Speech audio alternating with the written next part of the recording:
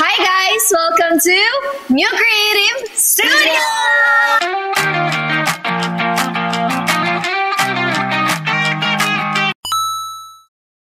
Start lang tong concept ng vlog dahil may meeting tayo, di ba? Nag-meeting tayo. Tapos ang daming terminologies itong mga bagets. So dahil hindi natin naiintindihan, nakaisip tuloy namin na gumawa ng concept na parang bakit di tayo mag-vlog? Na parang medyo ipapakita lang natin yung mga fun, mga differences, mga ganyan. Sige, so ang first word natin ay Riz. Riz. Ano siya? Riz. Anong spelling? R-I-Z-Z. Ano yun? Riz. Yung Riz kasi sa amin parang ano siya, 'di ba? Kinakain ba 'yun? Di ba yung biscuit ba 'yun? Riz yun, Riz. Yung Riz, ginagamit siya like, for example, napapugian or nagagandahan. So, short kasi siya ng charisma. Charisma. Yeah, Kaya Riz. Ayun, yung isa 90s wala naman eh. Parang, uy, ang ganda, ganun lang. Dating niya. Oh, lakas na. Ayun, lakas ng dating. Ganun lang, lakas ng dating. Yung nonchalant. Ayan, Versus OA. Sa atin dati ay Introvert. Because that's me. Deadma, ganun. Deadma. Medyo pag social ka, introvert. Saan nyo kinuha yung salitang nonchalant? Any idea? Wala nag-quiz. Ay, wait. Parang, kailangan mo Okay, ng meron ko lang Google. 30 seconds to answer that, Mariel. Okay, Mariel, RG. Actually, nag-start siya sa mga relationship ngayon. So, parang uso kasi na OA, tapos yung isang partner mo is nonchalant. So, yun yung term. Kasi dati sa batang 90s, ewan ko, comment down yung mga makaka-relate. Kung sa relationship naman, under yun. Pag tayo. Perfect. O di kaya yung misis ka dyan, ganun. Parang commander. Commander. Tapos yung OA, yung commander. Oh, yan. Yung mga batang I think hindi lang mga Si Tolome, di ba? yeah. So I think hindi lang mga batang 90s sa mga karelate, pati mga baby boomers. Kasi sa kanila si commander tsaka si under. So sa relationship, sa inyo nonchalant and OA. Kasi di ba yung time natin, maraming mga show na ganyan. Yung si Tolome, may remake ngayon ulit si Bong Revilla with Hindi nila gets yun. Sino si Bong? Hindi ko Very history. One eternity later. Pero when it comes to reaction, ganun kasi, no? Parang in general, nonchalant pa rin introvert, eh, no? Parang ganun, eh, no? Oo. Next word, situationship. Situationship. So, yung situationship, guys, parang nasa isang... Hindi mo kasi siya matatawag na relationship, eh. Pero may something. May something sa inyo. Situation. Oo. Situation sa inyo. Pero hindi kayo. Hindi, walang label. Ay, nako, sa amin. Sa amin, nung 90s, MU lang yan. Pinahaba nyo pa. MU lang. Tsaka sa amin noong 90s, pag MU ka, away yun. Oo. Actually, tsaka nakakatawa nun, yung MU namin, dalawang ibig sabihin. Kapag ka medyo konyo-konya, medyo mutual understanding. Pag medyo mga jologs-jologsan level ka, malabong usapan. Malabong usapan, yan. Sabihin sitwasyon mo sa pamilya mo, situationship din. Situation na away ng friend, situationship, ganun din. Sa bagay, no, mas magandang term for everyone, hindi lang pang relasyon, di ba? Situationship 1.1 to situationship 2.0, mga ganyan. Ano tingin niyo yung difference ng situationship sa mutual understanding? Sa amin kasi mutual understanding, nagkakaintindihan kayo, pero hindi nyo lang gusto pang i-level up yung relationship. Parang hindi nyo pa kaya yung commitment. Pero meron kayo understanding, eh. Ibig sabihin, merong communication, may pag-uusap na nangyari. Sa inyo ba yung situationship, may ganon? May pag-uusap na nagganap?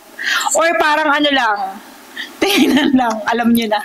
Yung situationship naman sa amin ngayon, parang hindi madaming process. Parang sa amin kasi in our time na gusto namin, hindi man namin, pero most of us, speed. Yung parang, sige, ganito na tayo, ganyan. Pero kasi, katulad nga rin nung sinabi niyo, ma'am, na MU. Ma'am? Ma'am? Ako, mami mo. Sabi, Hindi. Hindi. Katulad nung sinabi nyo na yung MU is, ano yun? Ano daw? Mutual. Yun, sa amin kasi parang may time na, mga nababasa kami, ma'am, na parang nagde-date na sila, parang may something na sila, pero ayaw pa nila talaga. Oo, ganun din with the Olandian. Sobrang labo, hindi mo nga alam talaga kung kayo o hindi. Or may patutunguhan kayo. Sitwasyon na. Pwede siyang matapos.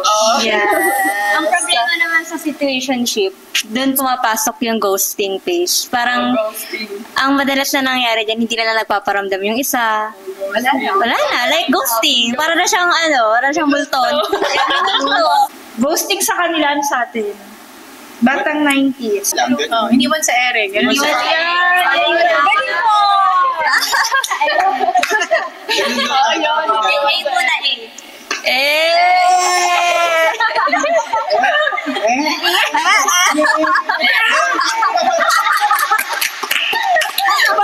Sumano tayo?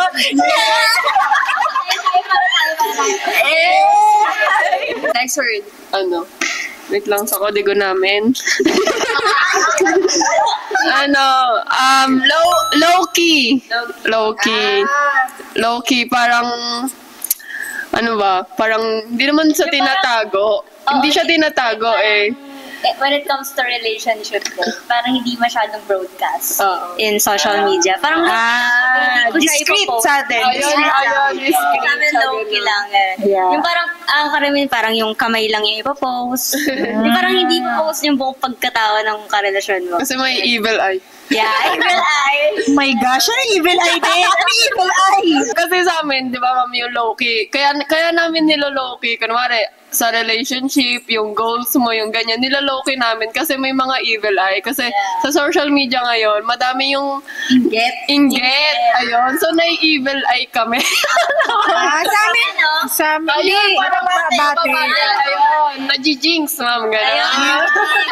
medyo bago na. Medyo bago. Evil eye. Oo, sa atin discreet. Tapos yung evil eye is parang nababate. Parang hindi natutuloy. Pag finlex mo. Other words, delulu. Ayan. Delulu. Alam ko di ba yan Teka lang di ba pagkain ulit yan?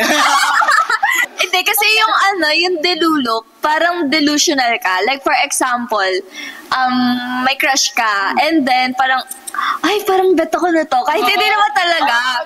Kunwari tinignan ka lang niya ng isang hello, bet yan ako! Sa amin, feeling. Delulu.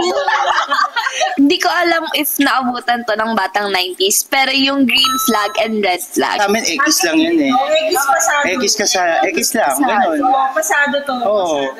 Kasi kapag may red flag, parang gumagawa kami ng listahan sa utak namin. Ito, red flag to. Red flag. Well, actually, medyo, transition naman. Wala mo tayong ganun Pero yung red Yung flag... listahan mo, parang di ako nagdaan sa... kasi kaya nga nung time natin, uso ang ligawan. Para wala nang red flag.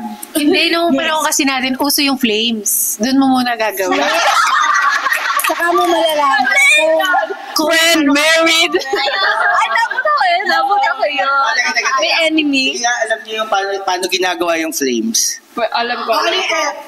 Friends! Ano yung L? Lovers, love. Ano pa? A.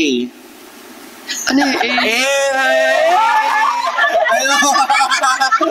Yun naman yung A. Ano yung A nga? Oh my gosh. Enemy. Oh my God!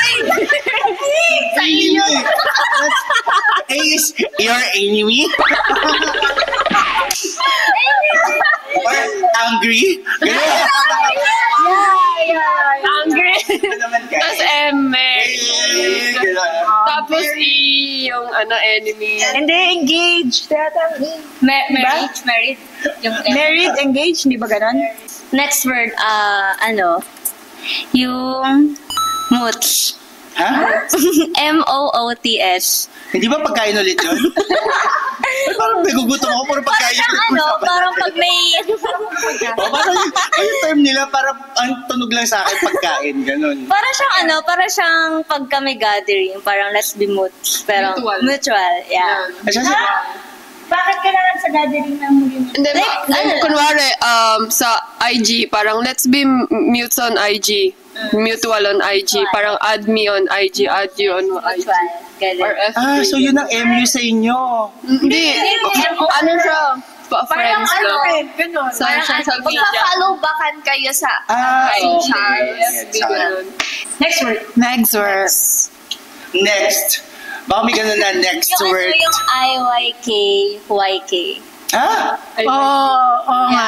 Nakikita ko yung lagi sa comments. IYK. YK. Dati kala ko ano yun, iyak. Dati kala ko iyak yun. Ayan mo, I like that. If you know, you know. Oo. Parang may mga ano siya eh. Parang niliitan mo yung mundo mo. Parang kayo nagkakaintindihan sa aspeto na to. Pero parang close din yan sa situationship. Ganon. Hindi naman. Pero kunyari, ako nag-post ako, if correct me if I'm wrong, parang kunyari nag-post ako about being a photographer, ganon. So, pag nilagyan ko siya ng ik-ik, charot. IYK. IYK. Ayun, so parang all the photographers na nakaka-relate na sila dun sa pinost ko. If you know, you know. May words pa ba kayo? May words pa ba? Wala na. I think we're good. I know. Siguro end natin siya sa word na cloud chasing. Ayun. Cloud chasing. Like cloud. For cloud. Clout or clout chasing. Oh, sige, ano yun? Explain nyo muna. What is cloud chasing or cloud? Okay. So, I think lahat ng Gen Z nakaka-relate since halimbawa pupunta ako sa coffee shop, especially Starbs. So, yun yung term namin is Starbs. So, Starbucks sa amin dati, tsaka bilang gusto namin aesthetic kami sa aming TikTok, social media, so, flex namin kung nasan kami. So, Amin yung parang ginamit yun doon yung na terms. pang-clout namin. Aesthetic. Aesthetic, flex. Stars. Cloud. Daming ano. Ayan, one of the best example din, if halimbawa may ingay na issue. So gagawa kami, kahit hindi kami kasali, gagawa kami ng content. Like attention. Yes, like attention. So dati, meron tayo niyan dati. Ang tawag dati niyan. KSP. KSP, papansin. Ayan, papansin. Papansin ang tamang ano. Yeah, oo. Yun yung tawag sa amin dati. KSP, kulang sa pansin. Or, pag medyo nagigigil ka na, papansin naman to, di ba? Papansin. Ganon. Parang sa amin dati, sa inyo kasi parang pagka clout chasing, yan. Parang sa inyo, medyo nagigets nyo yung bawat isa. Na, ginagawa niya lang to for the clout. So, sa amin dati, pag ginagawa mo yan, medyo yun nga lang yung nega. Kasi parang ang dating sa amin, papansin naman ito, bakit niya ginagawa? So, dati, medyo hindi lang naiintindihan masyado ng mga tao, bakit niya ginagawa yon. So, probably, maganda rin na nadi-discover na may ganyan pala talaga. Yes. At magandang pag-usapan yan. Sa next topic. So, magandang topic yan for probably Next episode. next episode. Yan.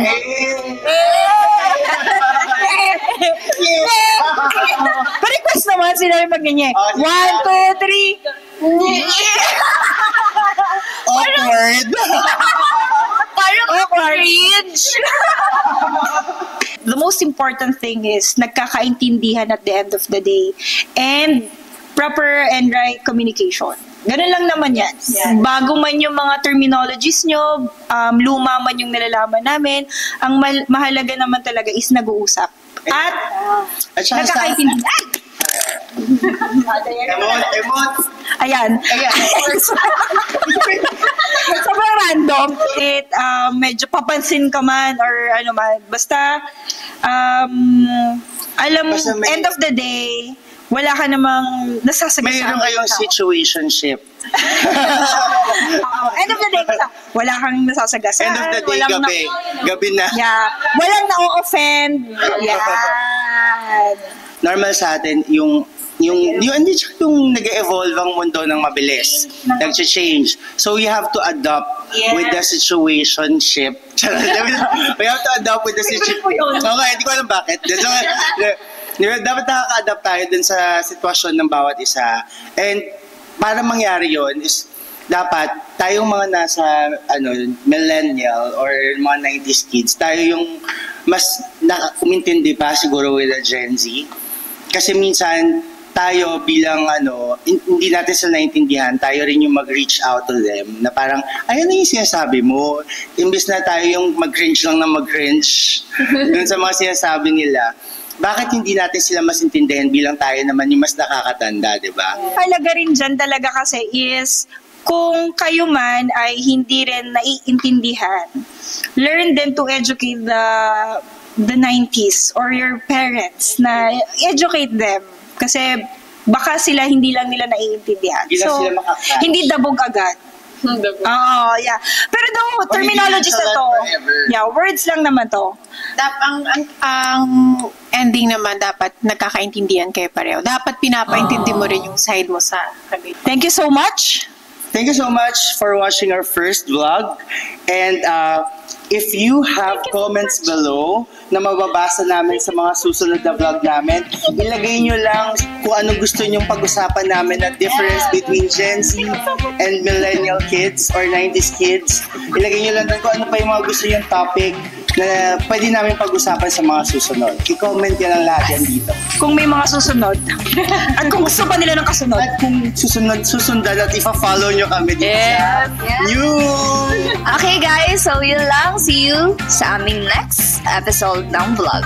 Bye!